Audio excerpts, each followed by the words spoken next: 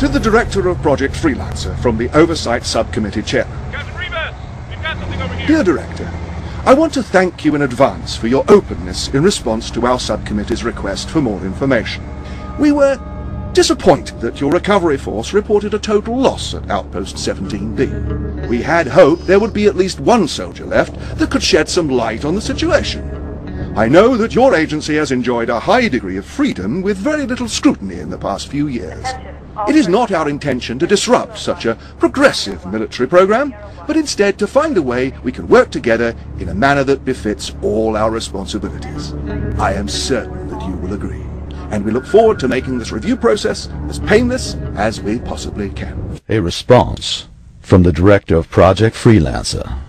Dear Chairman, while I am obligated to assist your investigation, I ask that you not waste my time with irrelevant questions.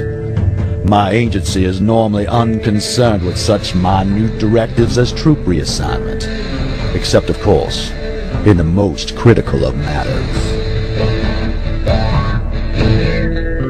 Dear Director, due to your busy schedule, we have begun interviewing members of your staff. I'm certain you will let us know if this bothers you. Our debriefings keep coming back to a single subject at Outpost 17B. Can you explain to us what this matter is and what your plans are to deal with it? Hell no! Dear Chairman, rest assured we have the situation under control. While the Meta is proving to be an elusive enemy, our recovery agent is already closing in on it. I expect this incident will reach a conclusion soon, and I will be able to return to my research, hopefully without further interruption.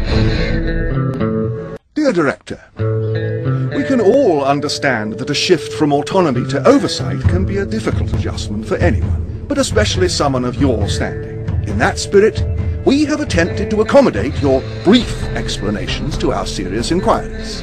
Nonetheless, I feel compelled to inform you that even our trust has its limits. Dear Chairman, the Meta is nothing more than an entity seeking to increase its power in these confusing days after the war. From my perspective, that seems to be a very common occurrence at the moment.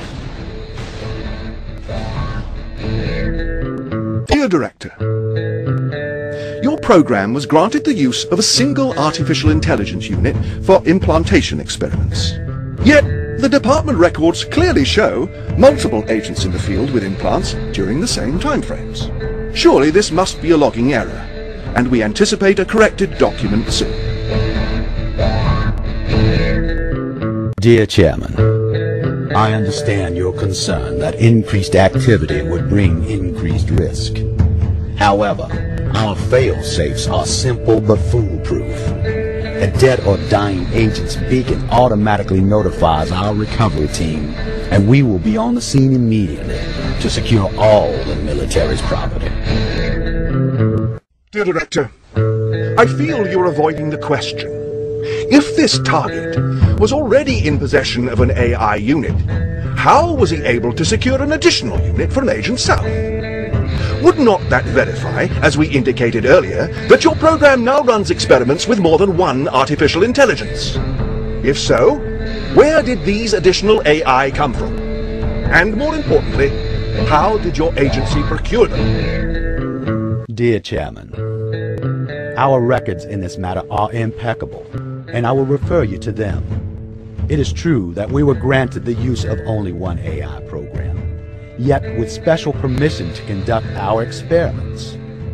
That is all we were allowed to do, and that is all we have done. Of course, I am sure that you will agree that the core mission of any scientific endeavor is to find creative solutions to unexpected problems. Dear Director, do your creative solutions include the circumvention of the safety protocols that every member of the military must follow? If they do not, then I fail to see how an enemy has managed to secure not one, but several of your experimental AIs. The protocol is not a guideline, dear Director. It is doctrine, and no one is above its rule. Dear Chairman, I too hold the protocol in the highest regard. The doctrine kept us all safe during the Great War.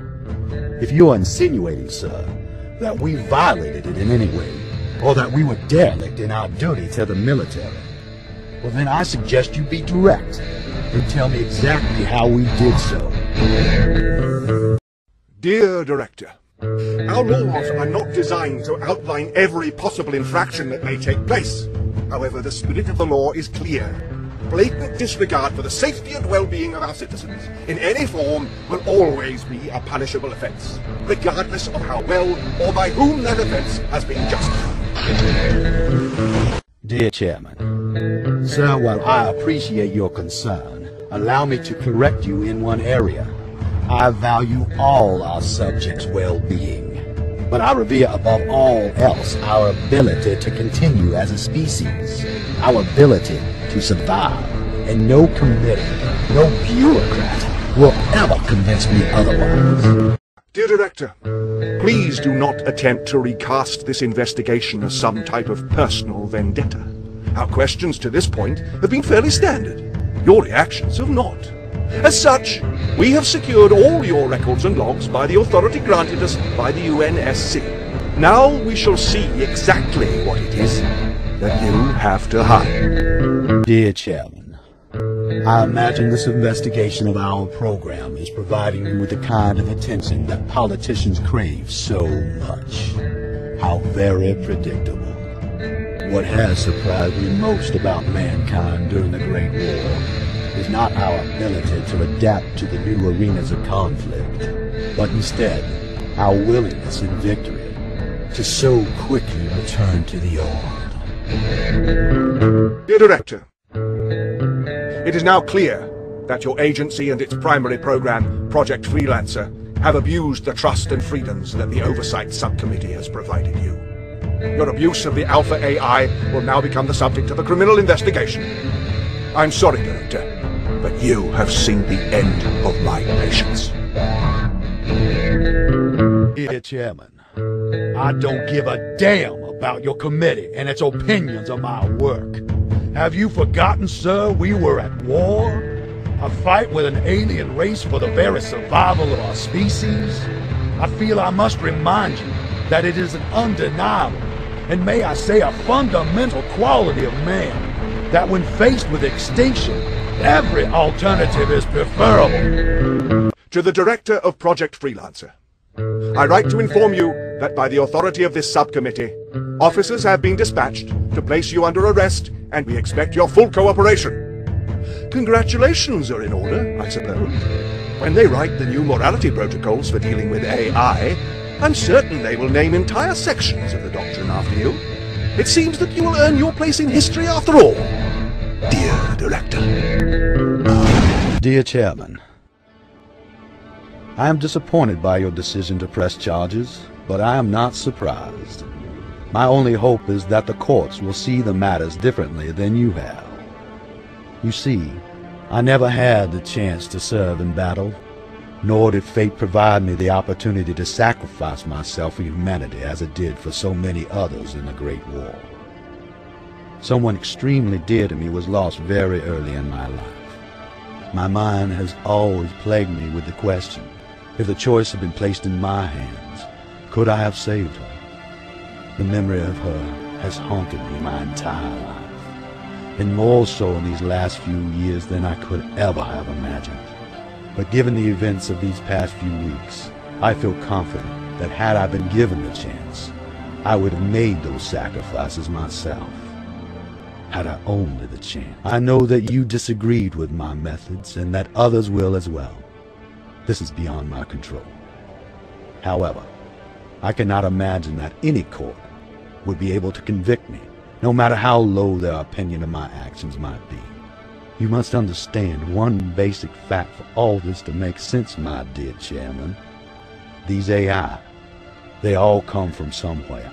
They are all based on a person. Our Alpha was no exception.